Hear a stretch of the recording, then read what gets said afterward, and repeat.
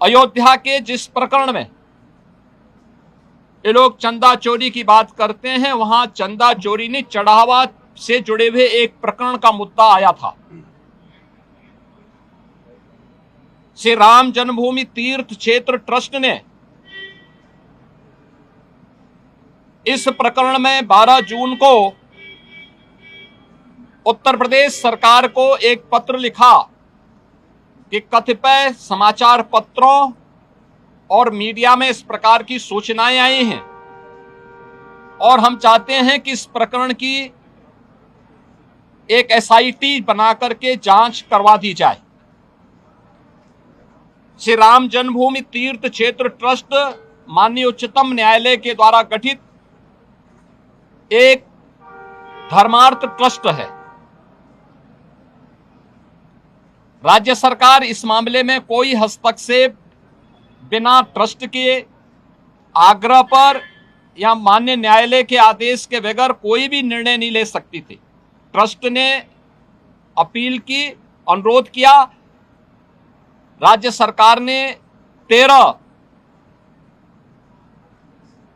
जून को स्वयं उनके अनुरोध के क्रम में एक एसआईटी गठित कर दी, जिसमें सचिव स्तर के एक सीनियर अधिकारी को एसआईटी का अध्यक्ष,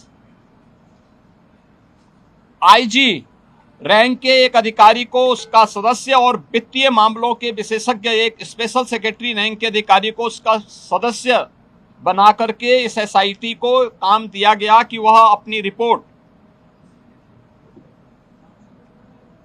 उपलब्ध करवाएं, जिससे हम ट्रस्ट को इसके लिए आगे की कार्रवाई के लिए कह सकें। 15 जून से कार्य प्रारंभ किया। इस पूरे प्रकरण में एसआईटी ने अपनी कार्रवाई प्रारंभ की और 23 जून को उन्होंने अपनी पहली अंतरिम रिपोर्ट प्रस्तुत की। 23 जून की अपनी रिपोर्ट के बाद जो रिपोर्ट एसआईटी ने उपलब्ध करवाई, उस रिपोर्ट के क्रम में उत्तर प्रदेश सरकार ने ट्रस्ट को उसकी सिफारिशों को उपलब्ध करवाया और ट्रस्ट ने 25 जून को इस पर एफआईआर लॉन्च करवाया।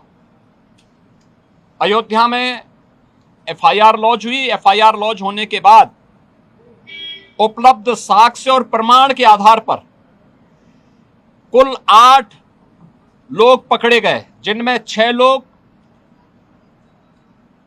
चढ़ावे से जुड़ी हुई धनराशि में चोरी करते हुए या धनराशि को इधर उधर करते हुए देखे गए। उस आधार पर कार्रवाई हुई। 2 लोग इस पूरे प्रकरण में जिनकी जिम्मेदारी थी, उन लोगों को और उसके साथ जोड़ करके यह 8 लोगों की गिरफ्तारी हुई। अभी एसआईटी की जांच चल ही रही थी कि माननीय उच्चतम न्यायालय में जो योजित एक पीआईएल थी, उसके तहत उच्चतम न्यायालय ने आगे की कार्रवाई के लिए एसआईटी के पुनर्गठन के साथ ही इस पूरे प्रकरण को अपने देखरेख में आगे बढ़ाया। इस मामले में किसी भी साधु संत का कोई संलिप्तता प्रारंभिक जांच में एसआईटी की प्रारंभिक रिपोर्ट में कहीं भी नहीं पाया गया।